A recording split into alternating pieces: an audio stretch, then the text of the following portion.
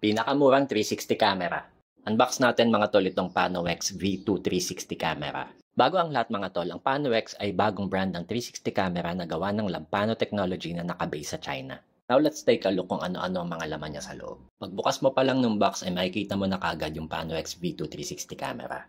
Pagkahawak ko pa lang ay naramdaman ko ng premium quality talaga yung pagkagawa sa camera. Meron itong 3-inch touchscreen display at magkabila ang air vents para hindi siya mag-overheat kapag ginagamit. Dito naman sa likod ay makikita yung rear 360 camera at yung branding ng Panorex. The camera is in matte finish at meron siyang rubbery grip feel kaya hindi siya madulas hawakan. Sa specs naman nito ay halos parehas siya ng alam mong brand. Dahil kaya nitong mag-shoot ng up to 8K sa video at 12K naman sa photos. Pero alam mo kinaganda dito tol? Mas mura siya dun sa alam mong brand. So aside sa camera, ito pa yung ibang contents ng box. Warranty card and manuals na importante mong basahin kapag first time mong gagamitin. Type-C cable for charging at camera cloth cover.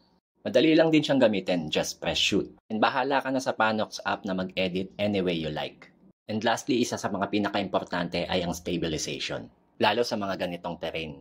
At saktong-sakto talaga lalo na if you're into cycling and running. Kaya whether ikaw ay isang content creator or just gusto mo lang na makip yung mga memories, saktong-sakto sa ito tol.